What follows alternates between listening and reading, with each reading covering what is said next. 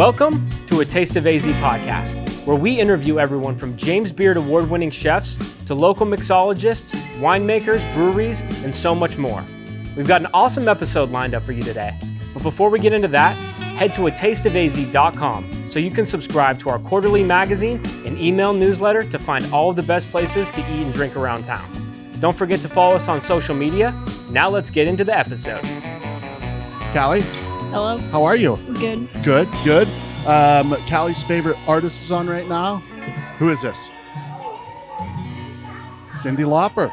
I would not have known that. I know, I was just teasing you. You have your Beatles shirt on today. A lot of people gave your comments on your Beatles shirt. You have good taste in music. You follow in the footsteps of your dad. You don't like the Beatles. You what? You never liked the Beatles. But you have taste in good music. Okay, yeah. Yeah. Is that fair? Yeah. Did I have taste in good music too? Good taste in music? Okay, we are here at 602 Day at Phoenix Beer Co. We've got a lot of really, really cool things set up. We got Burning Buddha. We've got B&G hot dogs. The music is blasting, hopefully not too loud for the podcast, but it's pretty dang close. So, Callie, you excited to be here? Handing out magazines with us? Mm-hmm. Yeah. What do you think your favorite thing you've seen so far is? That guy playing the music. Because I like music. Because you like music, and he has vinyls. Yeah. Actual vinyls, which you love vinyls. I love it. All right, cool. Well, we're going to get some guests on here today at some point. And let's do this, Callie. All right. All right, I have my daughter doing my bingo. I can't miss out on that, right? No. What if they call your numbers and you get a bingo? Exactly. It just started. So, well, I've got another guest here. Let's get you a little closer to the microphone. Can you hear yourself? Yes. There you go. Unfortunately. It's always people's worst, cringiest thing, you know? It never really bothered me. I don't know why. I don't know what that says about my ego or whatever, but... you have a great voice. That's probably it. Yeah. Thank you. I appreciate that. Well, welcome to the podcast. Thank you. Thank you so much. Absolutely. Thanks for doing what you guys do. Of course. And who are you? And what do you do?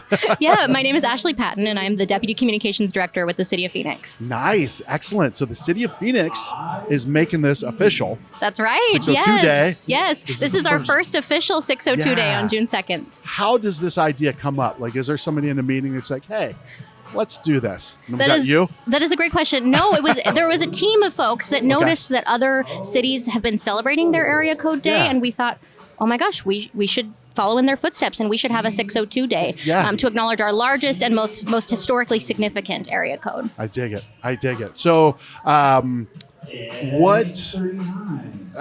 do you, I guess Tony, shout out to Tony from Local Buzz. I'm like, how do you put all this stuff together? Oh, he did an incredible job. And us at the city, we didn't really know. We were like very hopeful, of course, that the community would rally behind this idea of 602 Day. And then an example like Local Buzz to bring dozens of vendors together to celebrate is just incredible. But really, we had over 100 different organizations sign up to participate in 602 Day. So some of them are doing $6.02 deals or discounts. Others doing discounted admission. Others are hosting events like this. I dig it. So we see things from all across local mom and pop shops to some of those local iconic institutions, those larger arts and culture attractions, our sports teams, the Diamondbacks and the Rattlers are both involved. So we've had an overwhelming amount of support. Yeah, and just being the first year. So next year... We can only go up from here. Yeah. Exactly. Bigger and better. Yeah. I love it. So for you personally, how do you use 602? Oh my gosh. I was born and raised in Phoenix. Okay, so nice. we're rare. We do exist, but I'm from Phoenix. So I definitely love my hometown and 602 in that way. Love the local businesses here. I mean, we have such an incredible opportunity to showcase our arts and culture and what a foodie destination we are through 602 Day. Many people don't realize that. We know it. Once you live here, you know it. Yeah. But it's a great opportunity to showcase all the beautiful things. I agree. So with it being, this is a food and beverage podcast, right? Yeah. So are there any 602 restaurants or breweries or whatever that you like to go to or your favorites? Yeah, we have, and I'll also acknowledge ones that are participating in 602 Yeah, days please. too. So it's kind of a twofer. We have, of course, Phoenix Beer Co. is signing up and Yep. offering not only this huge event but their own specials and deals. Yeah. Arizona Wilderness is participating Nice. in downtown Yeah. Phoenix, so their location there will be offering $6.02 specials. Greenwood Brewery, so and the city actually worked with them on their building because it is also a historic building to the city. Ooh, So yeah. they're participating in the campaign, and I'm a huge fan personally of them. First woman-owned brewery as well, so there's them participating. Pedal Haas is participating. So Ooh. gosh, there's just so many breweries. Who else did I see? There's so many breweries.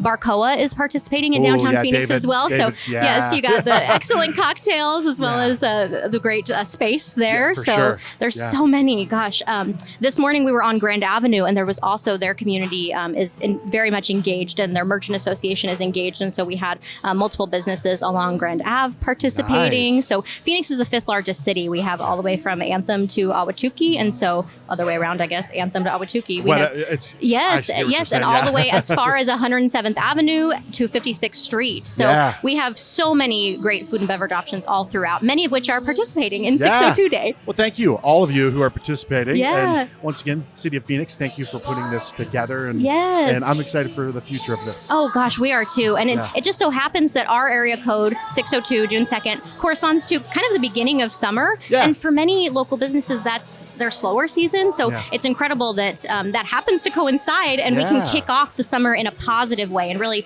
fuse some energy and some community pride to rally behind those local businesses in what might be their slower season otherwise. Sure. I like it. Yeah, because Yeah. there's always like, there's 4th of July, and there's all these things, but June, and that's one of the things Tony said was like, there's not really anything in this space until now. Yes, and So- of course that just happens to be how it worked out. You Yeah. know, we didn't choose the area code; it was established back in 1947, but Yeah. it times out pretty perfectly For sure. from an economic development perspective Yeah. as well. What year? What year did you say? 1947. Okay, Yeah, okay, and for wow. many years it was the only area code in the entire state. Yeah. And then 480 came in and kind of split the state. And now, of course, we have 623 as part of Phoenix as well. And we Yeah. love all of our area codes, sure. but 602 is our most historically significant, our longest Special. standing. It's a little special. Sorry, other guys, but yeah. Well, awesome. Well, thank you for joining. Thanks Yes, for jumping thank on you the for having me. podcast. And Thank you for all that you do for the 602. I mean, eating and drinking, I can handle that. You can't complain, right? Right? You got a good gig. For sure. Well, thank you once again. Yes, thank you so much. Have fun.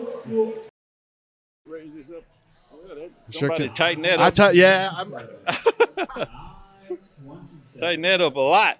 There we go. Awesome. All right, we're rolling. And normally, I don't like people touching my equipment, but you know more than I do about Well, equipment. thank you. I'm Just glad. kidding. Hey, I hear you, man. I understand. I'd say the same thing most time. No, I knew when you were adjusting, we were getting it to your level. I'm like, this guy knows what he's talking Awesome. about. But I have that He-Man strength that I tightened it up a little I too see. much. Yeah. That's all right, though. It's Well, still it's sturdy, so Yeah. it can handle it. Well, you know one of the things about these two, and I think only people who mess with this stuff get it. You can sometimes tighten it as much as you can, and it's still going to slide down and Yeah, drop down. you can also break them. So Yeah, for I've sure. had several people break my equipment. I was going like, I'll just handle that. Yeah. Right. Well, dude, thanks for jumping on the microphone. Awesome. Well, I mean, Glad for having me. not a first for you. You're apt at getting on the microphones. Yes, right? yes, Yeah. yes. What's your name and what so, do you do? So most people know me as Stone. You can follow me at Stone on Sax or at Get Ready Entertainment. Get Ready Entertainment is my actual brand, but Nice. I also work with a number of different artists.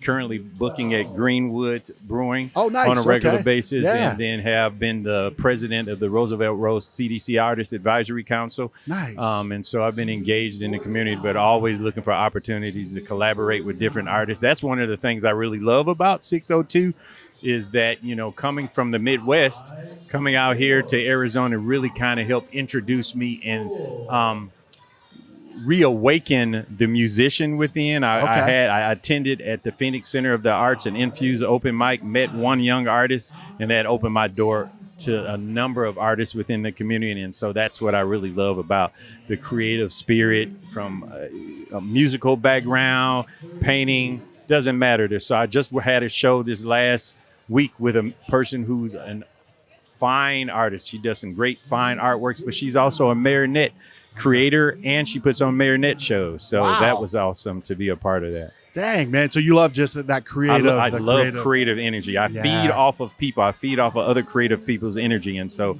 having that around me just helps me feel alive. Yeah, I love it, man. Well, so where in the Midwest? I grew up in the Midwest too. So I'm actually from Wisconsin. Okay. Originally from Racine, lived in Milwaukee a little while, lived in Madison, the last trek. And then I went to California for a short time and then ended up back here because I work in education, so oftentimes I'm working in a variety of schools. So I had a research grant that we were working here in Phoenix and San Antonio, Texas, called Families in Schools Together. So we work to empower parents and connect parents with other parents, but also help them really build relationships with the teachers and community resources in order that their children can be more successful in that environment. Man, you're into lots of stuff. A lot Stone. of I like it. And that's just the start of it. So my hope is to continue to expand. Part of what I love to do is try to create productions. I'm working on developing a show that I like to have. So be looking out for that, for the dream sequence is what it's called. So nobody steal that idea. Yeah. But anyway, we'll beat that out. Yeah. Yeah. But it's something that I've really been looking forward to because we all have a dream. And that's really the message of that show is that regardless of how old you are, never let go of your dream. I like that. I like that. Yeah. I mean, I was 38 when, I've been searching, what am I meant to do? Where do I want to go? And, in my 20s, I had 25 plus jobs and doing all these things. And then at 38, it finally was like, oh, I'm starting to gain some momentum. I'm trying to figure some things out, doing some podcasting, publishing a magazine, doing stuff around food and beverage. But that was at 38, and I just kept going. Well, that's awesome. I'm at 56 and I'm still trying to figure out what I'm going to do when I grow up. So, I have some ideas of what my interests are, but you get exposed to a number of different things. And that's what I feel even for young people. Having exposure to different things is what at least creates a platform for you to say, maybe I like this, but the lack of exposure makes it very difficult for you to kind of figure out what your passion and interest is. So, as I can, I can thank my mother for at a young age taking us to museums and taking us to parks and different things, different experiences, from the Renaissance Fair to, going to, like I said, a number of different museums and just experiencing and being exposed to different music and so forth. And that just led me to want to be a part of that. Most people look at me and think, oh, hey, he probably just because I'm a saxophone player. So people assume jazz, but I do everything from opera to country to funk to, various classical style of music, classic rock. So we hope to embrace a number of different. I have a band that's called Eretz Agape that stands for the land of love, or the beginning of love. And then we also have another band called Just Common 7, which is centered around really embracing diversity. And the mission is I embrace a number of different artists to come together in order that one day we might see that diversity is just common. That's the Nice, man. Well, keep up the good work, Stone. Well, hey, I hope to expand and continue to connect with more people. Absolutely. Might be connecting with you sometimes. Feel free to reach out again. Instagram is at Stone on Sax for my personal, or at Get Ready Entertainment. You'll learn about different opportunities or ways that or avenues that I might be pursuing to offer other artists opportunities to perform on various platforms. I love it, man. Well, I got to ask you, how do you 602? How do I 602? By doing what we're doing right now. Okay. Yeah. Interacting with different people. I think that's the best way to 602 is to demonstrate collaboration, partnership by building relationships one person at a time. I dig it, man. I dig it. Stone, thank you. Appreciate you. Yeah, you too, man. Take care. Thanks. We're here back at 602 Day, and we're interviewing local entrepreneurs, local peeps. And why don't you introduce yourself? My name is Tariq Sabor. Tariq? From welcome. Fine Art for Bodies. Yes. Welcome. So, Tariq, what we're trying to do here today is trying to get interviews about people around the Valley, trying to tell us stories about who they are and what they're passionate about and what they enjoy doing. But on top of that, I want to hear why 602 is great to you, or what you find great about 602. Awesome. That's a good question. I moved here when I was a teenager from New York. And one thing I can definitely say, having lived all over the world, multiple countries, and so forth, is that Phoenix is a really good place to start. I got my start here, and it makes me laugh every time I realize this. It's like a new realization. I've been tattooing in the Valley for 22 years. Wow. And don't get me wrong, like I'm very, very good at what I do. Yeah. But knowing how I was able to start here and the welcome that I received from the community, from the clientele, from the arts community, and like some of the OG artists that have been working and producing and had names in this valley for 20 and 30 years before I came on, they welcomed me. And I know for a fact if I had started in New York like that, it wouldn't be the same. Yeah, you don't start if you don't start it's well. a jungle out there, It's a right? jungle, and everyone's hustling super hard. So if you're not hustling super hard, then you're not going to make it. Well, Tyreek, I really do appreciate you being on the show here, and this is just like a really live interview right now. You can tell there's like we're live on air? Yeah. Well, I didn't realize we're that. Recording. We're recording. Faces. I meant like more like a live production going on. You're gonna edit this later. Absolutely. So I'm actually the editor for this podcast. Okay. So woo! So you can Tyreek, keep the funny stuff in, but if I look really goofy, just chop that out. You're good, man. So okay, you're a tattoo artist. I imagine you're a bit of an art lover as well. Just really quick. What do you find beautiful most? Like, what catches your eye here in the Valley? Here in the Valley. That Valley, inspires you? I would say the people, honestly. Okay. Like, I'm a people person, and I like people. And while it's easy to fall into different communities that are, like, really cliquish and cutthroat and weird and snobby or whatever, like, I've found that, like, the downtown Phoenix arts community is just really, really good people. Awesome. A lot of good people, a lot of good vibes. I find a lot of like really cool spiritualism out here too. Like a lot of people are really in touch with their energy and what they're putting out there. I love it. And that really vibes with me and what I do. So that's definitely my wife. She's gotten into that, really like getting in touch with her inner self and really spiritual. Yeah. So I really do. I can attest to that as well. Okay, Tyreek, we only have a few minutes with everyone, but I want to give you the chance to promote yourself. Give a shout out to all your social media handles where people can find you online. Go right ahead. The floor is yours. All right. Well, I'm Tyreek Sabor from Fine Art for Bodies. You can find Fine Art for Bodies anywhere online, all the social media, etc. And if you want to dig further, you can find me too. But I do a lot of things besides tattoos. So I get it. You're a man of many talents. I'm the Renaissance man. Yeah, I love it. Thank you, Tyreek. I appreciate it. You have fun at 602 Day, all right? Thanks so much. Appreciate it. Have a great one. All right. Can you hear me? Welcome to 602 Day. Okay. Can you hear me? Yes. Yeah, awesome. Thank you, Hector. I really do appreciate it. Thank you. We're here at 602 Day. It's going down here at Phoenix Beer Co. Yes. I want to give you a chance to really tell everyone about Tacos Don Hector. Okay, so we are a food truck. We are on 12th Avenue and Grand. Okay. We're right across the street from the Grand Avenue Brewery. Nice. Shout out to John over there. Nice. We were in a parking lot 7-8 weeks ago on 83rd Avenue and Camelback. We started in a parking lot. We were in a very busy place. It took us a while to get very well clientele there. And shout out to all my clients over there. We miss you guys. That's my neck of the woods, by the way. Peoria. We're on 75th and Peoria. Okay, you went too far. Yeah. And we were at a point where we were finally very well clientele. We were busy every day. We were there. But the weather started to change. It started to get hot. Yeah. We knew that we had to do something, get a place where we can control the weather a little bit. Yeah. And it was hot. And we were in a pavement, we were in a parking lot, and we were in a small place. Yeah. My wife and I used to spend 3 hours in the morning to set up, and then 10, 12 hours of service. Woo! And then 3 hours to pick up at night. Yeah. We worked 18-hour days for a very long time. Dang. And we would wake up at 5 in the morning, and we weren't getting home till 11, 12 o'clock every day. Yeah. So I made over 150 phone calls looking for a place.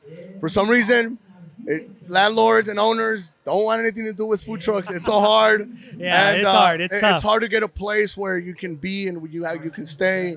And I started to understand why food trucks struggle with finding a place or finding an area to stay in. Yeah.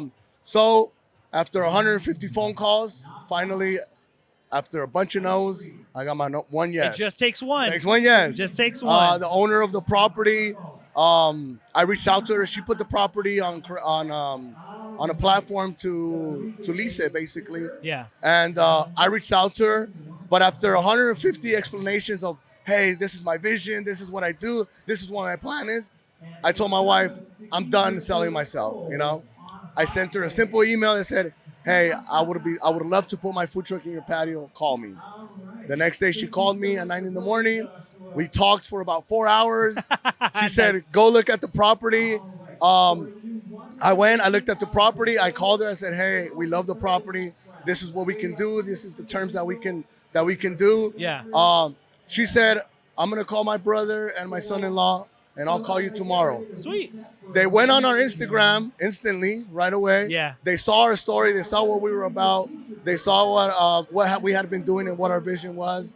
And she called me 30 minutes later. Nice. And she said, the place is yours. Do what you want with it. And we did what we could with what we had. Yeah. And all honestly, we couldn't afford to move there, but we had to jump on the opportunity. There's obviously a bunch of expenses that we didn't expect, fixing the property. Always happens. Happens. But we figured it out. We did it. We jumped on it. And we're here now. I mean, on 83rd and Camelback, we probably would have never found out about these events. And Absolutely. And It's a local. So location really matters and where you're at and who you're surrounded with. Absolutely. Tony right here, he helped us out a lot. Yeah. The first day that I had to set up, he showed up? He showed up at midnight. I knew it. It was like 11 o'clock, bro. Oh my God. It was like 11 o'clock. We were tired, bro. We had been setting up since 9 in the morning. Because we closed on 83rd and Camelback on a Thursday was our last day. Yeah. So we closed Friday. And then we closed Friday to set up this place so that we can start again Saturday because it was my birthday. Okay. So literally we did everything in one day.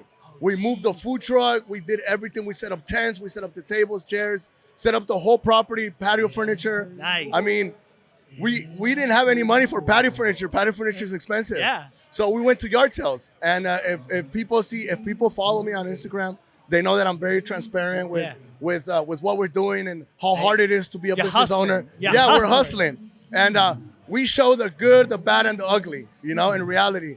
When a lot of people don't show the ugly, and we show all the ugly, and it gets ugly. It gets real ugly, When I mean, so I'll be honest with you. My dad, for a period of time when we were living on the reservation, he had a food truck himself. And I'm his prep cook. There you go. He had two sons, both teenagers at the time. Exactly. He had two prep cooks, and two workers. It's hard, and it was just me and my wife. We have another girl that helps us, but she helps us only part time. Yeah. Obviously, because of the overhead, we can't pay her Yeah. that many hours right now. So we went to a yard sale, and the lady had some patio furniture. I told her what I was doing. I said, "Hey, man, I don't have that much money. I can't really afford none of this." We told her what we were doing. We showed her the patio. You give me the stuff. Yeah. I give you some food. She saw what we were doing, and she told her husband, "Viejo, bring the furniture from the backyard." And she gave me all her patio furniture from her own backyard. Aww. I paid $120 for all of it. Get out of So here. all the furniture you see in my place, Yeah. I paid $120 for all of it. We did what we could. We did what we could at the time, and it came out great. And people love it. People, the moment we started there, the whole area just completely took us in. First of all, they fell in love with what we did with the property. Yeah. Second of all, they fell in love with us as people, me and my wife. Yeah. And then third of all, they fell in love with our food. So I love it. we're there Great now, story. 12th Avenue and Grand. It's a crazy story. It's a very long story. I'm definitely gonna come and visit you. Yeah. Because I'm actually up the street on 15th Avenue in Indian School. There you go. Yeah. And so I'm gonna definitely come down that way because my son goes to school down that way. Yes, and exactly. So I'm gonna definitely go check you guys out. Check us out. Give you some love. We're open Tuesday through Saturday, 11 a.m. to 8 p.m. Awesome. Perfect. Great food, great atmosphere. I know it's hot, but I have misters, I have coolers. There you go. I think as a consumer. So I want to make sure it's as comfortable as possible. Absolutely.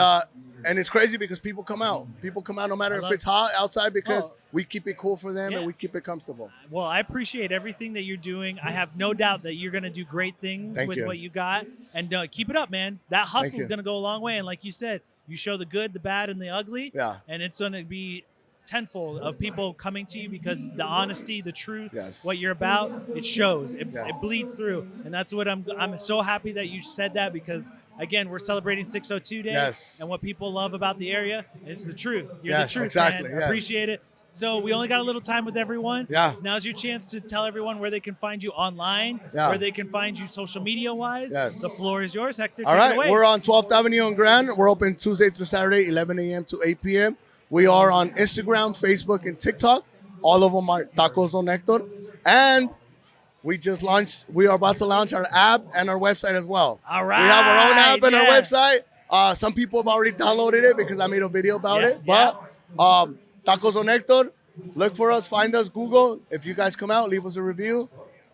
And Great that's job, it. Hector. Thank Good you. luck with everything. Thank you, brother. Appreciate it. Thank you, guys.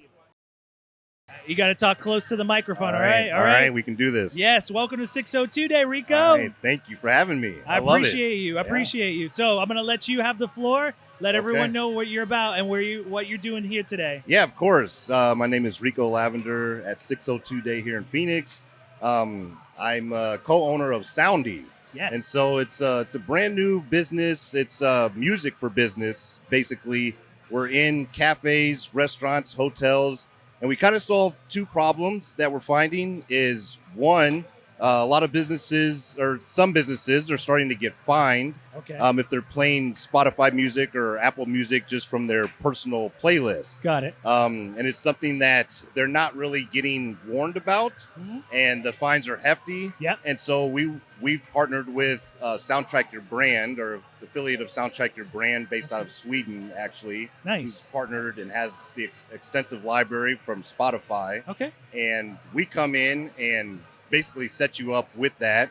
And then the other problem that we're solving is kind of in-store ads. And so how do you promote something that's going on in your store? How do you promote a new menu item, an event that you're throwing? Well, we solve that by creating custom voice messages. Oh, cool. And also we allow, and we record testimonials from patrons that are often that come to your shop. Love it. And so, we do a lot of that and solve that. And so I love that because I'll tell you what, as a podcaster who collects stories, those are some of the best things that I love to highlight, and especially when it comes to my social media, is those personal touch stories where you're talking to the actual patron and getting those personal one-to-one stories. Right. Because they're so important. They're so vital to what people want to hear and want to experience. Exactly. It's just super cool to see that there's a place where people like an owner can go to and really get the catered experience to share those stories as well. Right. And so I am asking everyone what they find most enjoyable about 602 and where they live and grow up here and where they're coming from. What's been the best experience, especially as a business owner? Yeah, of course. I've been in Phoenix for over 15 years now. Okay. I actually moved away and then knew I made a mistake, and so I came back. And the weather is amazing here. But downtown Phoenix, I've been living in downtown proper for over 10 years now, and I love it. I've seen the growth. Nice. And so I've seen all the businesses come in. I've seen the community help each other out. Yeah. I've been to events like this, and that's what I really like about this is nobody's trying to be in it for themselves. Everybody's out here to help. Yeah. And that's one thing that you feel the community here in Phoenix. It's a big city, but it also doesn't feel like a big city. You kind of see familiar faces. Yeah, absolutely. And I love that. And I work remote, and I'm in cafes and in places a lot, which is another reason it's why a good promotional tool. it's another promotional tool. And so I see a lot of the faces. I know a lot of the owners downtown, and I just I love it. They're friendly and whatnot, and so how can you not love this community and be a part of it? So 602 Day is just it just shows how many people are excited about living here and showcasing these businesses. I feel like everybody's a friend. It's not like that's what I hope to get and experience from everyone. And I really do appreciate what you're about and who you represent. And it just means a lot from a fellow podcaster to a business owner like you. Truly continue what you're doing. I have no doubt you guys are going to do great things. We only have a short time with everyone because we're trying to gather as many stories as we can. But I give you a chance to promote yourself, where people can find you online, your social media handles. Take it away. The floor is yours, Rico. Definitely. You can find us on Instagram at GetSoundy. That's GetSoundie. You can also find us on the web at www.com or www.soundy.com. And definitely follow us. We're brand new, just starting, looking for, people to just kind of say hi and talk to us, Absolutely. So. Well, thank you very much, Rico. All right. Appreciate it. All right. A real quick reminder, head over to atasteofaz.com and subscribe to our email newsletter. Also, subscribe to A Taste of AZ magazine and get it shipped right to your door. Now let's get back into today's episode. Welcome back to 602 Day. Hey guys. I'm Yeah, Nat the we're here Brat. with Nat the Brat. Well, thank you so much for giving me a little bit of your time. I know you're a little bit busy doing your selling Yes, thing. running around. Yeah. So today we're celebrating 602 Day, and you have been a big highlight of my day because I've been meaning to talk to you, meaning to get to know you a little bit better. We've come across each other, and like I've been experiencing through all of my conversations, Phoenix and the Valley in general is a cool place because it's big, but it's also kind of a small world experience. Everyone kind of knows each other. Yeah, everyone so. kind of knows each other. So I would love to get your perspective of like, what's great to you about being not only a business owner, but just someone who lives in the 602 area? Well, the reason why I wanted to be a small business owner, not only am I a small business owner, but my dad's also has a window tint shop here in Phoenix. Nice. I'm 26 years old. My dad's been there for 32 years. Wow. In that same corner. He started off in a little corner where it was just a little tent, and Yeah. now he made it in the corner of 27th and Van Buren, a big old shop, and he's been there since Nice. I've been young. So I go help him out all the time. So my main concern was to focus on small businesses. Okay. And give back to them. So when I do my influencing, I make sure I focus on small businesses, Yeah. people that were born here, local, a bunch of family-oriented stuff. That's what I Absolutely. really look into. So my business was another part, and my parents helped me out with Yeah, that too. an extension of what you extend do on what today. we all do, yeah. I love that. And it's really great to get to know your little bit of your family side as well, because I'm a big proponent in like learning the history of the individual, the person that I talk to. And because I like to share a little bit about myself. I grew up on an Indian reservation up north, nice. and I came down here for college, and I just never left. Wow. Yeah, so now being a podcaster, I get to share my history, and I get to share Where my you came family. through. Yes. Yeah, so it's really cool. Again, this is just a personal thing for me because I love what you do as Thank you. an influencer. Does your dad and your mom get to experience and see what you do, and do they say anything at all? It's very funny. My parents are actually very introverted. They don't really go out Totally much. fine, totally fine. I'm like that too, but since I like to jump into the light sometimes, Yeah. I just back and forth, but not as much as my parents. They support my stuff all social media wise. They know what I'm doing all the time. They help me out, set Awesome. up with my events and stuff. But when it comes out here socializing with people, it's not their cup of tea. Sometimes when I do like First Fridays and stuff like that, where Okay. it's more open for them, Yeah. because it's also downtown with them in their shop. When they Oh, close yeah, up, yeah. they'll pull up to Okay, come cool. and say hi. That's awesome. Yes. Well, thank you again for giving me a little bit of your time. I hope that we can get you on Finding Arizona podcast and get a please. little bit more about you. But I give everyone the opportunity to not only share where people can find them online, but just give us, like, if you have an event coming up that people should go to, tell it right away and we'll get Okay. you going. I don't have any events coming up soon, but I usually they always pop up to me. So Okay, you nice. can always follow me on xcvg_12. That's my main account Yep. for Nat the Brat. And then I also have my In Your Dreams business, and that's my snacks page. Snacks. Snacks, all the anime characters, snacks that you can think of. Yeah. I have all the snacks that you can think Awesome. of. Thank you so much for your time. Before you you. go, Yes. give me one anime that you're watching currently that you are telling everyone about. My favorite one that's very like no one really pays attention to her, Agretsuko. Oh, okay. I love her so much. She's my favorite, and I feel like she's kind of like me because she can sing. Yeah. But no one knows. She No one sings. knows. Under the radar. Yes. All right. Thank you so much for your time. Yes. Awesome. Good Great. job. All right, so we have a little bit of a quiet-ish moment. I wouldn't say it's totally quiet right now. I But- mean, we've had some good music going, so that's We a good have. part. These guys were great. Do you know who they are? I don't. I don't Do either. you? No. Okay. You guys are great, whoever you are. I mean, they were playing some good Sublime covers, so that's good. Yeah, they did a TLC. They did Waterfalls. It was a great job. So, anyways, but it's not about them. They did a great job. It's time for them to move on. Time for you to take the spotlight, right? So, It's our time now. yeah, exactly. So, who are you, and what do you do? So my name's Annette. On Instagram, I go by Annette, same as TikTok. And I am a stay-at-home mom, but I also do some brand ambassading.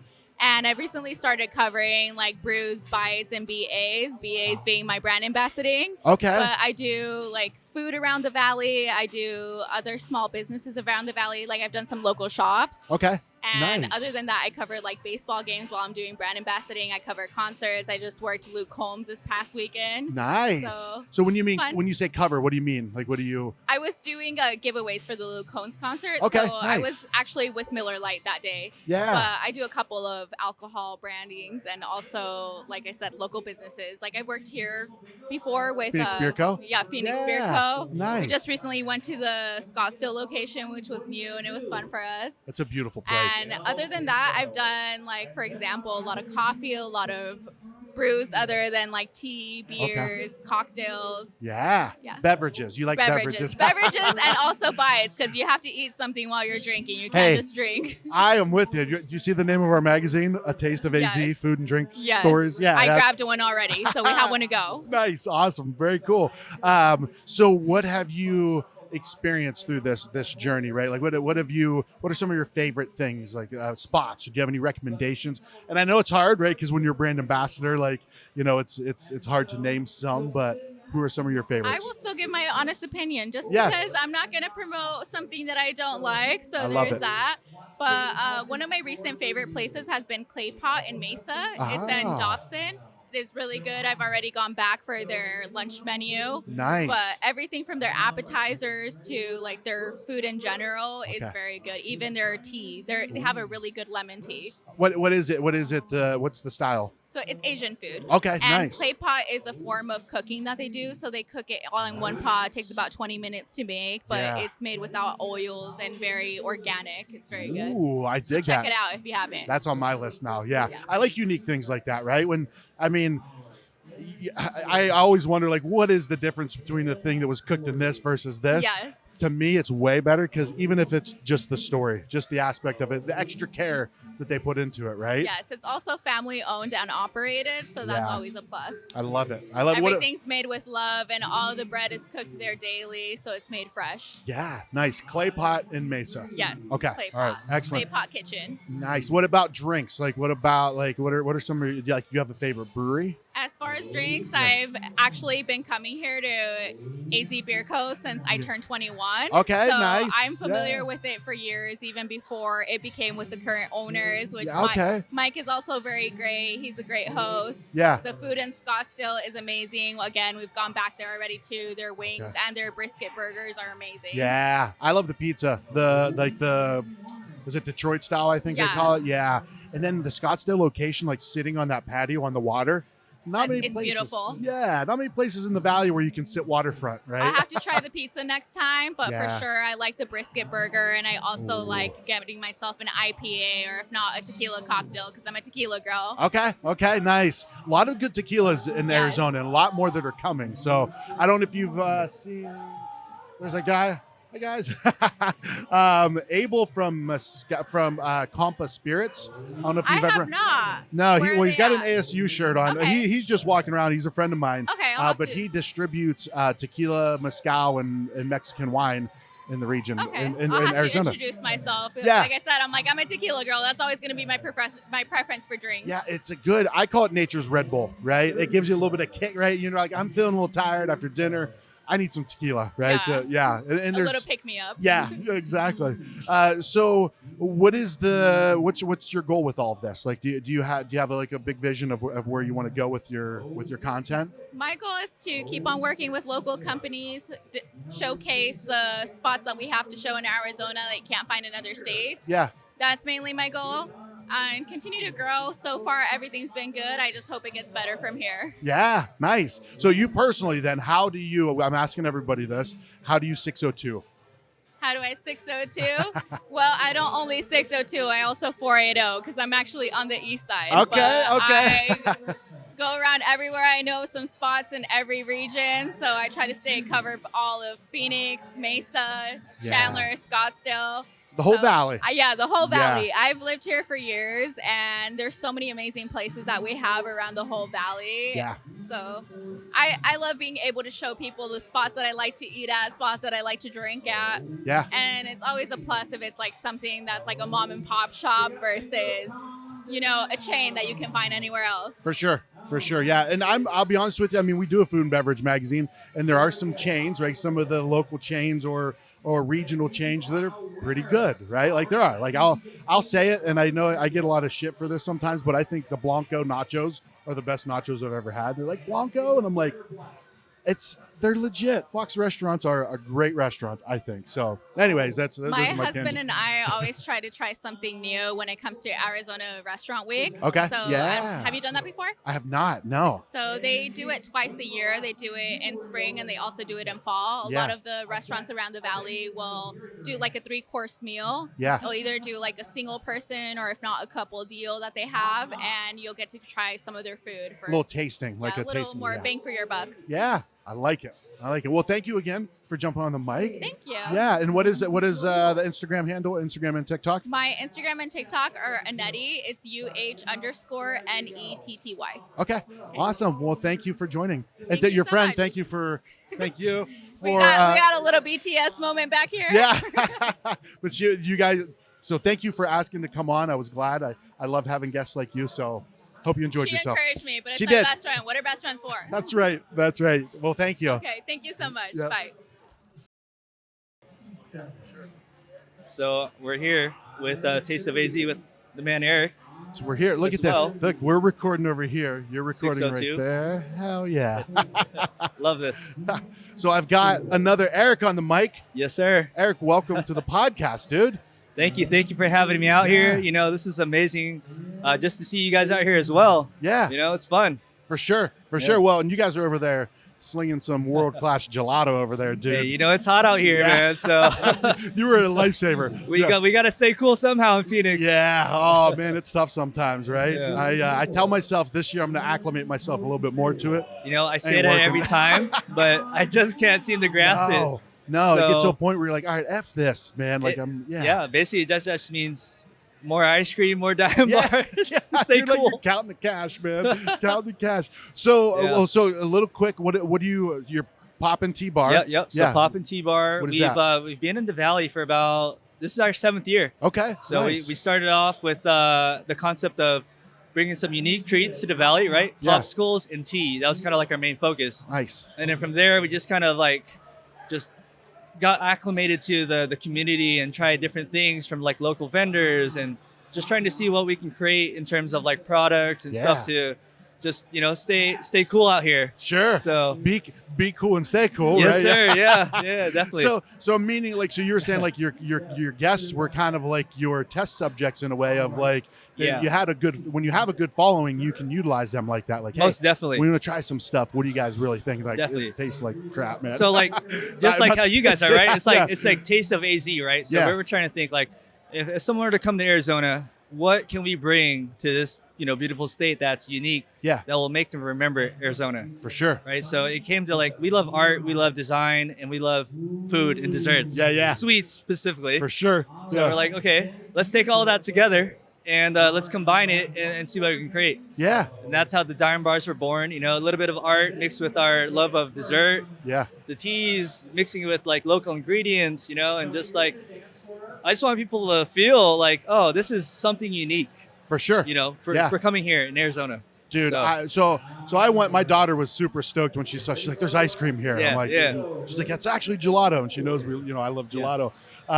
So she went over and she got the cookies and cream, and she Right ate on. most of it, and there's a little bit left, and so I ate it. I'm like, "Shit, I got to get my own." But I've heard 3 or 4 people talking about the Diamond Bar. Right. They were like, "Dude, what is that?" So what is the Diamond Bar? So essentially, it's our take on the classic popsicle. You know, Okay. we love nostalgia, right? When you're a kid, you enjoy these popsicles on a hot summer day. Yep. Right? Melting on your hands. Yeah, sticky but for us, fingers. it's let's elevate that in our way. Yeah. So we love art. We started playing with these geometric shapes, and it just happened to work out where when you bite it, it bites off in chunks. It doesn't melt off in your hands and crumble. Okay. Wow. So it's kind of cool, right? Yeah. It's like it's new thing, and everyone wants to look good with something what they're holding, right? Yeah. Whether it's a drink or an object or fashion. Yeah. Right. Yeah. So it kind of complemented the people. Yeah. And that was our main focus.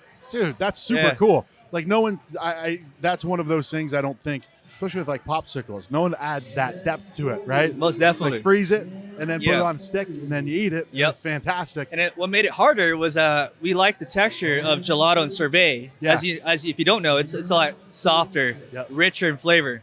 Yeah. If you do like a normal ice pop, it's hard, rock solid. Yeah.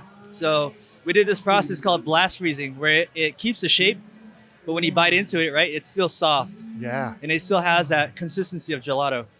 Now I'm regretting. I wish I would have got the cookies and cream. Actually, I'm glad we got I got a lot the more, cookies so don't worry. I had the diamond bars next. Yeah. My daughter will not be disappointed. She's like, shit, another dessert? Dude, most definitely. We got all the flavors. Dude, I love it, man. So where are you guys located? So we're right off 10 minutes from here. Okay. 7th Avenue in McDowell, right at the My Flores Plaza. Okay. So super close to downtown, Central Phoenix. Yeah. You know, awesome neighborhood around us and easy to get to. One location? One location right now, but Looking to expand? We hope to grow across the valley Yeah. soon and Dude, nice. just touch other areas. So Yeah. excited for that. Dig it, man. Yeah. I dig it. Well, so first, where do they find you? Like as far as like you have a website, social media, all that stuff? So we got the whole 9 yards. You can find us on Instagram at popandtbar.phx. Okay. You can hit up our website at www.popandtea.com, popnta.com. We're gonna put that on the screen for you. You got I'm just that. kidding. Jose, make sure we put I don't know if that this is on. going to be a video or not, but you Yeah. know, if it is, there you go. We'll do the ball bouncing on the letters thing. Yeah. You know, Facebook, we're all over there. Yeah. And, you know, you're definitely easy to find us. You just look for the big My Flores sign. Yeah. And we're right there. Awesome, dude. Yeah. I dig it. I dig it. So for you personally, how do you use 602? Like in your time off, which was what, about 2 hours a week, right? We're always busy, but we try to find time to relax. That's for sure. So how do you 602? So for us, we're big foodies, right? Okay. It's just the nature of what we do. Sure. When I get time, I like to try new places, new restaurants, or just even try to go to different areas of Arizona. Sure. And just kind of experience what they have to offer. And maybe it's something that we can bring into the shop to influence a certain drink or a new item. Yeah. So that's kind of like what I do in my free time. Yeah. You know, just try to see what's new. There's always going to be something new. For sure. Yeah. You know, so even if it brings up a new idea, right? Yeah, even if definitely. it's like, oh shit, what or if it we doesn't even did have to be this? food. It could be like, let's go to a different music venue or something. You know. Yeah. See what the crowd is like over there. Yeah. Because there's so many different subcultures now in Phoenix that it's growing. For sure. That we can possibly tap into. Yeah. So I dig it, I man. love all that. Yeah. Nice. So even when you're not working, you're working. Yeah, we're always working, man. We're always working. But that's also the but dream. It's the passion, you know. For sure. It's we love to do it. Yeah. You know, like this, we love to network and just like meet other people in the industry or in other industries as well. Yeah. Honestly, it just like we get asked this a lot, and we just love what we do. Yeah. It might not be something we'll do forever, but for right now, we're loving it. Yeah. You know? Dude, it's the journey, right? It's all about the journey. Yeah, Right? Like you definitely. have goals along the way, but you hit one goal, and then you gotta have another goal. Yeah. And you just, you know, And then it's- like on top of that, we like to travel a lot. Okay. So Yeah. maybe we go to like Mexico City or something. We get inspired for some of the flavors that we try out there. Yeah. Maybe it's something we can incorporate over here. Right. So I dig it. There's And always us- something. And us Phoenicians get the benefit from Oh. your explorations and go to Pop and Tea Bar. Yeah, we love to share it all. Yeah. I dig it, man. I dig it. Well, Eric, thanks for jumping on the Hey, mics, man. appreciate you. Yeah. Appreciate absolutely. everything here. I'm going to have to go get one of those diamond bars before we Definitely go. talk Oh, to you shit. soon. We're getting close to the end. Yeah, we are. All right, man. Let me Definitely wrap this stop up. by. All right, man. Thanks, buddy. Thank you. Dude, that's good. You're already Yes, rolling, sir. man. Oh, You're already rolling. hey. I'm sorry. I'll try not to be a camera whore and stare at it the whole time. that was your audition right there, man. You were singing little Incubus. Yeah. Dude. Me far. Sorry. Dude, you're a natural on this stuff. Joseph? Yes, sir. Welcome to the podcast, my friend. Thank you, brother. Dude, like so who I already introduced you as Joseph, but who are you? What do you do? Yes, I'm the owner of Burning Buddha Clothing Company. It's a streetwear brand that I started here in Phoenix, Arizona, 6 years ago. Okay. 2018. And Yeah. been getting lumps across my head and falling, stumbling, picking Yeah. myself up, along the way. For sure, dude. That means you're doing the right things. I guess so. Right? It hurts. It does, man. But it is. It's the, as I'm along this journey, because about the same. You said 2018, right? Yes. Yeah, 2018. I quit my job to kind of pursue this thing full time. Was kind of, it was a side gig from like 2016 to 2018, but then 2018 took that leap.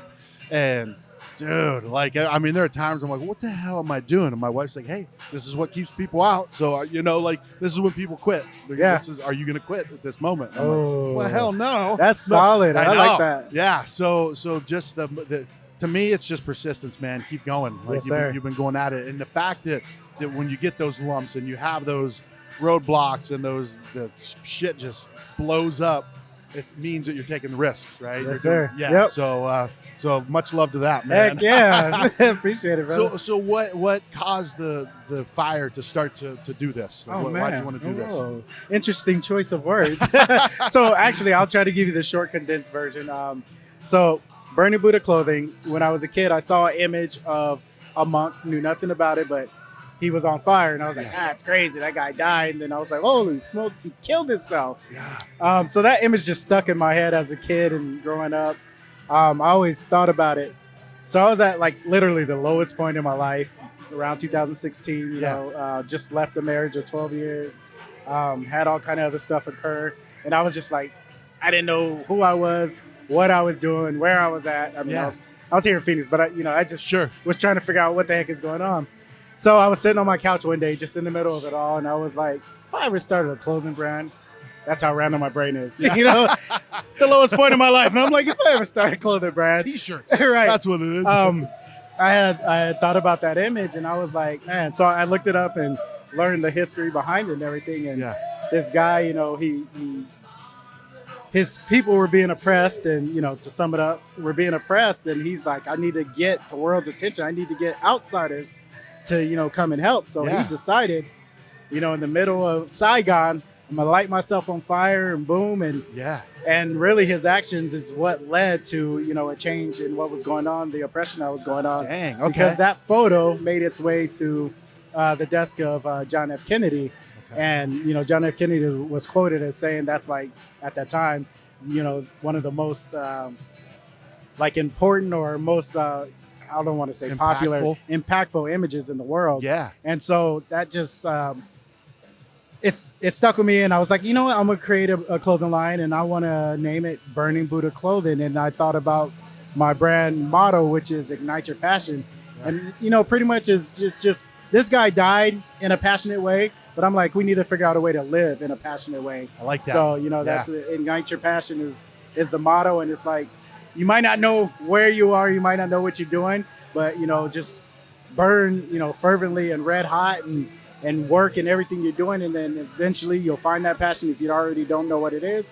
And, you know, just live for a reason and a purpose. So that's the whole idea behind the brand. Dude, I dig that. That is right? It's just because it gets frustrating along the way. Like, what should I do here? Where honestly, obviously the decisions are important, but it's just a matter of make a decision, go with it, adjust if you need to. Yes. So now I see why you said it was an interesting choice of words. You're like, okay, actually. Right. Yeah. And I didn't even think of burning. Like, what's igniting this fire? I'm like, burning boots. Shit, man. I was set up for the whole thing. I'm going to make sure. All right, we're good. Whoop, whoop, whoop. See, this is the joys of one of the on location episodes. Like, we're not as polished. This is more off the cuff. This is me falling and bumping my head. Right, babe. But you knew what to do in this situation. Yeah. And the thing is, too, I don't know if the viewers realize, I know you have a partner that you do your podcast with. Yeah. But this is a one-man operation today. Like, yeah. Thank you for appreciating that. There's a lot that goes into that. I've got like a little thing on my foot. I'm ringing a bell and I'm doing this. And Exactly. He's a very talented man. Thank you, man. Thank you. Well, you do. Well, so we'll get into your podcast because you do content as well. Yes, sir. But let's wrap up the Burning Buddha. Where do people find your stuff? Like, what is like the style? Tell me a little bit more about like the apparel itself. Absolutely. So I'd like to say that Burning Buddha Clothing is a brand for spiritual gangsters and dope souls. Yeah. You can find my merchandise on my website, burningbuddhaclothing.com. Nice. And like I said, it's pretty much a streetwear brand. The concepts and everything, like I said, my brain's always scattered. I'm a creative person. I've been in video production for over 20 years. Nice. I mess around with, graphic design and pretty much anything where I could be creative, which is, kind of, I guess I got ADD or something like that. I don't know. It's like a curse a little bit. Like, can't I just be not creative and just do something, Yeah, so I've always got to be doing something. And, so when people are like, what's your inspirations and everything? Yeah, there's the whole idea behind where I started the brand, but realistically, sometimes I'm just, vacuuming and then I'm like, hey, I got an idea. And, or I might see something or I might have a phrase go through my head. So with the Phoenix shirt that I'm wearing, I think I did this maybe about 3 or 4 years ago. Okay. And I was never really proud. I was raised out here. I was never really proud to be a Phoenician or to appreciate Phoenix and the diverse culture and everything we have. Until I left, I went into the Marines right after high school, and I went to North Carolina, and I was like, Phoenix isn't looking that bad now. So I came to appreciate it. And so with the concept of this shirt, I wanted something where, Phoenicians could be proud and wear it, but I also wanted to put some icons and things that growing up, some nostalgia things. So we got the Enchanted Island from Encanto Park, and we got Lolo's Chicken and Waffles, lowriders, because there's a prevalent scene of the lowrider culture. There was a lowrider here today. Absolutely. So I just wanted to incorporate all that in design as well. So realistically, that's kind of what I do with my brand and my designs is whatever pops in my head. I go with it. Nice, man. Dude, trust your instincts, right? Right. They say there's somebody out there to like everything, but I don't know. I think I'm testing that with some of my designs. I'm like, I'm the only one that like it. Like I'll tell you, I have a design. Nirvana. They had the so their album cover, which was the smiley face, the iconic one. It looks like somebody doodled it. I recreated that as a design, but I put "Seeking" above the Nirvana. And I'm like, this is sick. It's gonna sell out. Yeah, a couple people bought that. And I've had that was probably like my third design back in like 2017. That's humbling. That's humbling. Like, dude, this is it. Right. This is that moment I've been waiting and for. And to this day, it's one of my favorite shirts. So I'm like, I don't care if y'all don't buy it up. You know what? So maybe there's a time, like you wear that thing and maybe one time, like just you find the right person and the right place and like, dude, that's badass. Right. And it ends up being like, I can't even name a famous fashion person. Right. It's a famous fashion person. Oh, I'll tell you a little secret between me and you. Nobody else is going to hear this. Let me pause this. I know nothing about fashion, brother. Like, seriously. A lot of people, they're like, oh, you have a clothing line, you have a brand. They're like, do you know this? Do you know that? Do you know Off-White? I had no idea. And I'm just like, nah. I just jumped into this. Again, going back to that, my mind goes everywhere. But it's definitely been a venture, and I'm enjoying it because it's allowing me to be creative, and I get the opportunity to meet awesome people like you and everybody else that was in attendance today.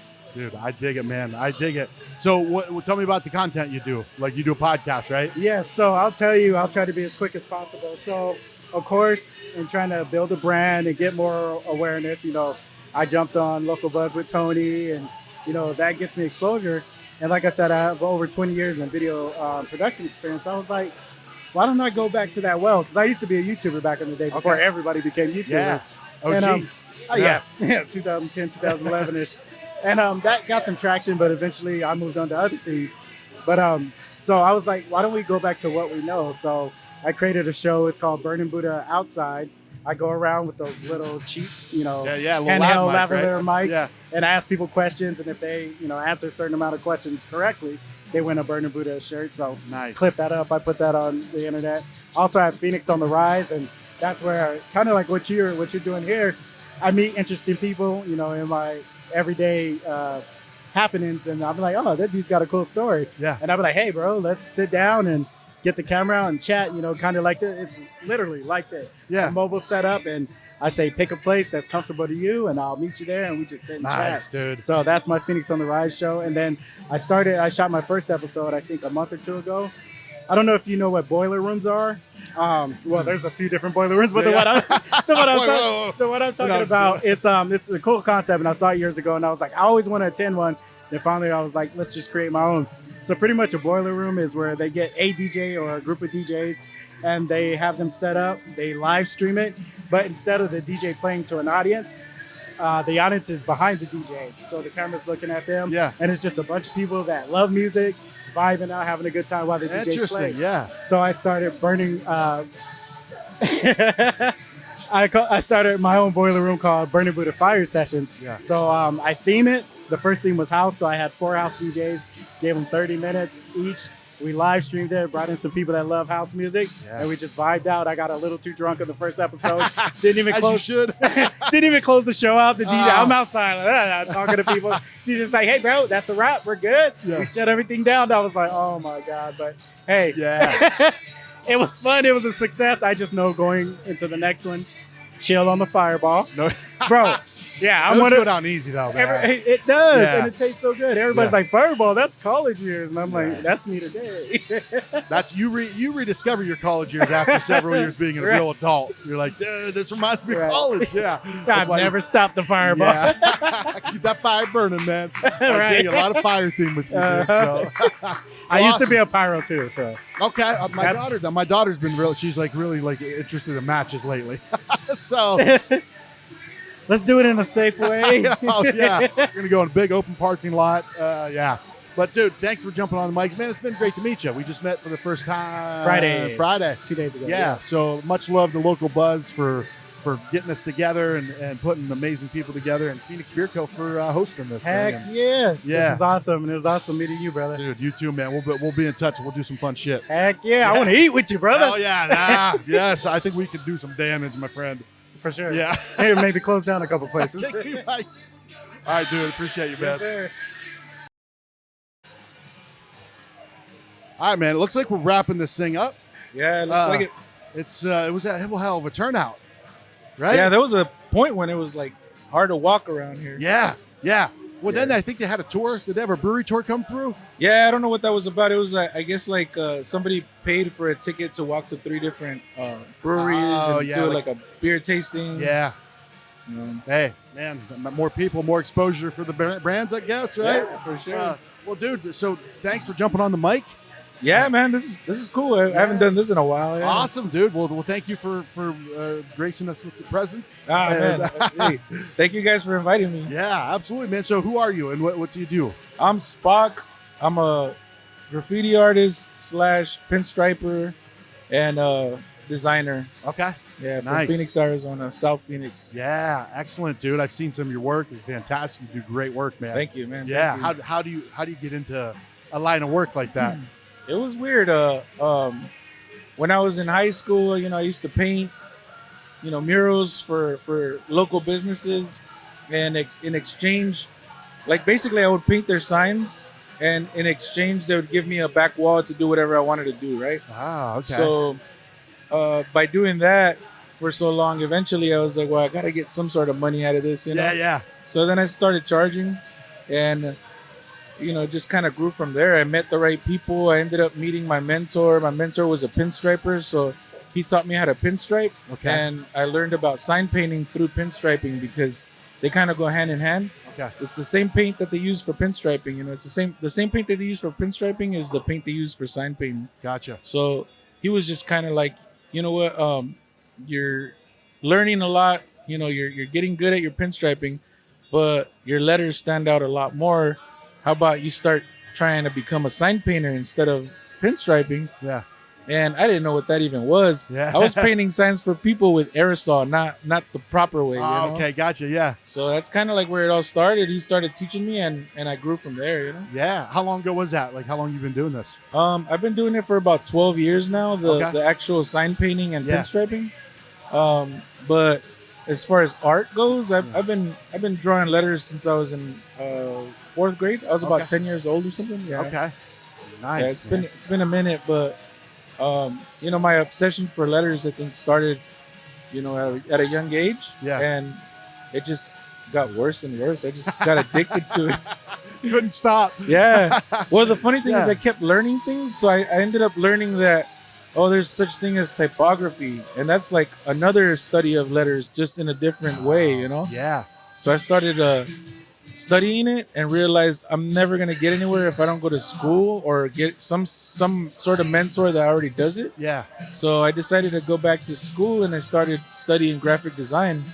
But then that was a whole other monster, because then I started learning about, kerning and like letterpress stuff, and it just never stopped. So the more I learned, the more I realized that I really didn't know anything, you know. So yeah. So here I am. Well, they say you don't know what you don't know, right? Yeah. Yeah. And then you're like, oh shit, I didn't know a lot. Yeah. But that's to me, I think that's a great thing. You know, my daughter came to help me today. She's 12, and you know, she's at that age where you got to kind of like, you know, like you don't know everything. I think you know you do, right? Because there are certain times in your life where you think you know everything. Right? Oh yeah. Parents are idiots. What do they know, right? Yeah. Oh yeah. And then you start to get humble, and you're like, whoa. But when that can be a positive experience, right? When it can feed into, you know, add to the value of what you're working on, right? You know, so, dude, that's awesome. Yeah, I love it, man. I mean, I love what I do, and of course, I'm an artist, so that whole thing with the whole starving artist, you know, what they say about artists, I learned it at a very young age because I've been doing this for so long, but I didn't realize how bad it could get when it's bad. You know?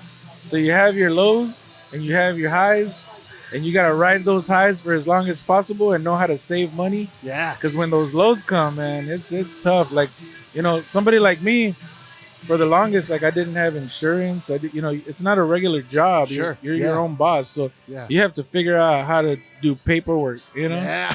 And you don't want to do paperwork. No, man. Yeah. I've been an artist my whole life, so I've never really been into the paperwork part of it. You know. Did art, so you didn't have to do paperwork, right? Yeah. But it turns out you have to. You got to. Yeah. Or you got to get to a point. You have to do it. What I've started to learn is you have to do it to a certain point, right? Then when you start to grow, you can start to outsource those things, right? Definitely. Yeah. I'm at a point right now where for the last few years, I started learning about the whole outsourcing, and even with design work, like people hire me for, you know, my ideas and for the style that I create, right? Well, my styles have varied a lot. Okay. So now when somebody hires me, I make sure and I sit down and I figure out what they want, because they might have seen something I did 5 years ago. Yeah. What I do now is nothing like what I did 5 years ago. So if that's what they're looking for and I'm no longer doing anything like that, I have people that do it. So now I just, you know, give them my quotes, you know, give them, you know, my contract, and it's like, this is what it's going to cost. And then I contact my buddy that is kind of new at it and now is doing what I was doing, you know, 5 years ago, that I know can pull off that job, and I hire him to do that job. And you know, it's kind of like I'm learning how to become a boss, you know. Yeah. And it's kind of cool, and I never looked at it in that way growing up, but now I think I'm just reaching a point where I get so much work that one person can't do it, so I need a team, you know. So I have friends that do similar to what I do, you know, and I hire them out to do whatever jobs I either can't do anymore, or they're just, you know, jobs I don't want to take on, you know, and I know they need them or they want them. They're appreciative of it. Yeah, they love it. Because you know, some of these jobs are working for, you know, big clients that are going to get them more work in the future. So for sure, it's pretty cool. But you know, either way, as cool as it sounds, you know, you still get those, like, summer is usually my downtime. Sure. Because I don't want to be painting no murals right now. I don't want to be outside. So I turn down a lot of work, or I push it till when the weather gets better. And a lot of times those people don't want to wait. So summer is definitely tough. So I got to learn to work really hard in the winter and stack money. And then that way in the summer, it's a little bit easier to relax and not worry so much, you know? For sure. I dig it, man. I dig it. Well, I think we're wrapping this thing up. Spock, thanks for joining, man. Where do people find you? Website, social media? Yeah, it's all under just Spock, SPAWK. So if you go on social media and you type in SPAWK, it should pop up. You go on the internet or on Google and you type in SPAWK, it should pop up. Just as long as it's not Leonard Nimoy, you know, the Star Trek guy. But that's an O, right? Yeah, that's then it's probably me. If it's not Leonard Nimoy, then it's probably me, you know. But I love it, dude. Even though you spell it different, like, he'll still pop up, you know. They're like, don't you mean Spock? Yeah. No, I mean Spock, like the legend. Did you mean? Yeah. Did you mean? Well, dude, keep up the good work. I'm asking everybody, how do you 602? I mean, I try to stay as hydrated as possible and as creative as possible. I like that. That was a creative answer too. People are like, "Oh, I go to this restaurant, I do this." You're like, "I stay." That's how I 602. Yeah. I stay hydrated because you will die in this desert without it. Yeah, I don't want my skin to get more wrinkles, Yeah. dry out and crack. Yeah, dude. I don't know how old you are, but I assume we're around the same age. We're aging, man. I'm actually 45. just a beat up 20. I was like, shit. Okay, yeah. Well, I'm 22 then, if that's the case. But no, Spock, thanks for joining. Dude, it was great meeting you through this whole thing. Yeah, shout out same, to man. Tony at Local Buzz and Paulin and Phoenix Beer Co. for hosting us. So yeah, shout out to everybody. Shout out to you and what you're doing with your magazine. Thank you. I love it. I'm gonna have to take a few copies. Please do. Yeah, I want to please see what I got to do to get in there. If I have to start making chimichangas or something, I'm a huge fan of chimichangas, dude. That's the way to my heart for sure. For sure. Awesome. Well, thanks, Spock. All right. Have a good day, man. Thank you, man. Yep. Yeah. And last but definitely not least, what's up, buddy? How are you? I'm good, man. I'm good. How are you? I'm great. Had so much fun. Yeah, this turned out really great. Really did. There you go. That way you can block out that. Oh, beautiful. Thank you. Marshall, the legend. You are legendary. You are legendary. Your laugh is a little bit, it's very humble, but it's also kind of like, you're like, I know a little bit. I know. I know a few things, and that was the fun of doing that here. Was Yeah. getting to share some of that history and some stories about Arizona and why it's such a cool place. For sure. There we go. There it is. Much. All right. There we go. Much no, better. No offense to Spock, but he was a little shorter than you. And yes. So who are you and what do you do? So my name is Marshall Shore. I go as the hip historian. And so basically I just go out and find stories about Arizona and share how I fell in love with Arizona by sharing those stories around. I was just recently in Bisbee, up in Flagstaff, so doing it kind of all over the state. Because what an amazing place we live in. Yeah, really do. Really, I moved here from Ohio in 07. This is just, and I've been to I'm not a world traveler. I've been around the country a little bit. I've been to some fun cities, but Arizona just sticks out to me. There's just something special, and there's something special about the people, and it's a great combo of outdoors, sunshine, great food and drinks, which I'm obviously obsessed with. Right, I'm a sucker for some good food and some good cocktails. Yeah. So yeah. So where are you from originally? So grew up in Indiana, Okay. not far from where you are, Yeah. in a tiny little farm town in the middle of nowhere. Okay. Actually 25 people. Okay. Wow. 2 This roads, is small. 1 stop sign. Yeah. And Not even so- a stop light. No. A stop sign. We had 1 stop sign. And so early age could realize, my goal was to get out. Yeah. And so got myself through college, got a master's degree in library science, moved to New York City as a librarian. Okay. So worked in Brooklyn and New York public libraries, kind of bouncing back and forth, but getting to visit all those boroughs Yeah. and all that amazing food. Yeah. Wow. Yeah. It makes sense. It makes it library science like that. Exactly. it So goes I'm in- really doing a lot of the same stuff I was doing in libraries, but now I get to do it with no one saying you shouldn't do that or you shouldn't do this. I get to do whatever I You want. get to do whatever you want. Yeah. Yeah. And that you have a voice in your head sometimes like you shouldn't do that. You're like, shut up. I got Right, this. right. I got this. I'm going to do this, and we're going to make this work. Yeah. Well, dude, the food in New York City I've heard is incredible. I've been to New York City once. Didn't really experience the food culture much, but it's one of those ones that's on my bucket list. Well, and it's really those little incredible. mom and pop places. And so, coming to Arizona, it's like there's tons of mom and pop places. Yeah. I mean, you can go to chains, but one things I love is we actually did a walking tour of global cuisine. Okay. Starting Nice. at so what has now been renamed recently by the city of Phoenix as the International District. So that corner of 19th Avenue and Camelback, Okay. because you have Vietnamese, Ethiopian, Salvadoran, Middle Eastern. There's a Vietnamese market. You've got a South American market. And so you can visit with all these in a short walk. Yeah. And so we were talking to the owners about the community they're developing. Like the Ethiopian place is a husband and wife. He was driving a cab going, my wife is a good cook. I should do something with this. Yeah. So they started a restaurant with only a few things on the menu so they control the quality. Sure. And as their audience grew, they added more things to the menu. Yeah.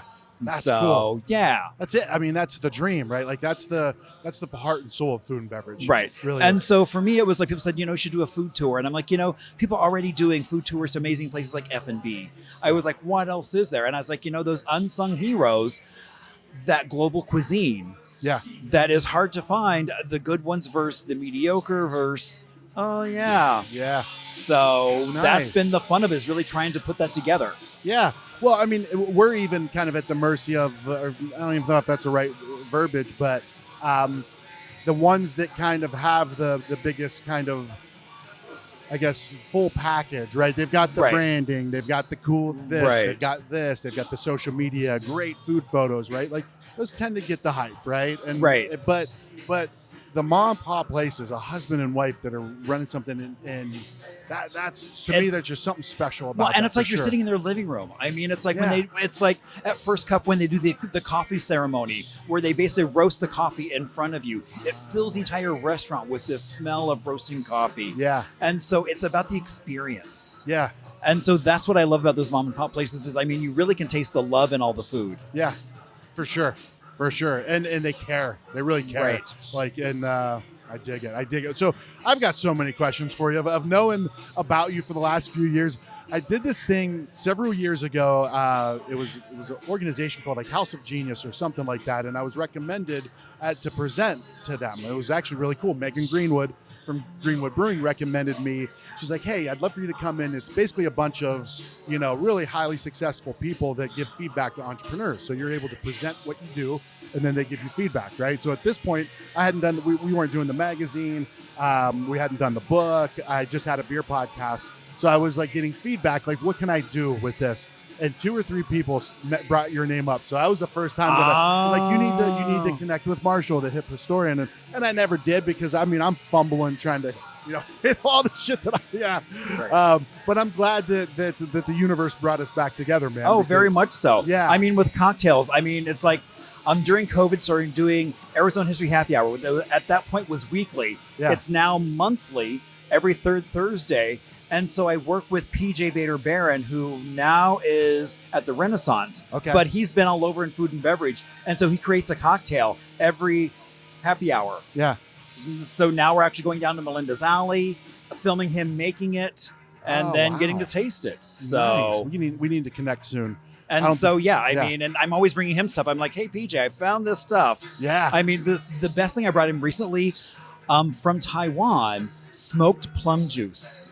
Ooh, interesting. And so you can get it here at the market at Ranch 99. Okay. And so I gave it to him, and he's like, oh, that's really good. Can I get more of it? Because we want to do a cocktail next weekend with it. Yeah. And so. Smoked plum juice. Oh, and you can just a little bit on your tongue, and you're like, this is made for a cocktail. Yeah. Yeah. And so. Whew, man, I'm gonna have to pick your brain. I feel like you're gonna, yeah. and I love some good food. I mean, it's like, I was recently in Bisbee, able to have dinner with Rod and Sally at Cafe Roca. Okay. Which is one of the best restaurants, and then hightailed it up to Flagstaff and was lucky enough to dine at Shift. You were telling me about that. Yeah. Where the chef was part of the James Beard kind of an emerging chefs award. And wow. Yeah. I've heard they're doing incredible things up there. One thing I didn't try that I would go back and try, pickled French fries. Pickled French fries? Yeah. So they soak the potatoes in pickle juice for quite a while, and then do a variety of things to them, and then deep fry them. Really? Yeah. Interesting. Yeah. The couple next to me said, oh, it's amazing. Yeah. But I've already had like a full plate. I'm like, okay, it's like, gotta have your limit. Right. Yeah. Dessert's coming. So it's like, I don't have space for that. Yeah. I love it, dude. I love it. Well, Marshall, thank you for jumping on. I know there's so much more we can Oh, yeah. we can So cover. definitely, let's have a cocktail together at some point. I would love that. Yeah, for sure. So, well, how do people find you? Like, you have a website? So I do. Media? So hiphistorian.com is the easy way to find me. Yeah. All through June, I'm doing programs across the county on topics like Walt Disney in Arizona. We are doing signage history because we've got so many amazing signs that are being preserved here in Arizona. Yeah. As well as LGBTQ history in Arizona. Nice, dude. So a nice wide swath of Arizona stories. Yeah, I dig it. So theHipHistorian.com? Nope, just hiphistorian.com. Hiphistorian.com. I waited for years to get that. And I'm like, it finally came available. I'm like, okay, it's mine. Yeah. So well, congratulations on that. Indeed. So. Well, awesome. Well, so, I mean, I feel we can do a whole series on this, but how do you 602? How do I 602? By sharing stories about this amazing place. I love it. Boom, done. And take that mic out and drop it. Very awesome. good. Marshall. Thank you, Eric. Thank you so much. Yeah, absolutely. Always a pleasure. Let's get out of here, man. It's Sunday. It's hot. Indeed. Getting home. All right.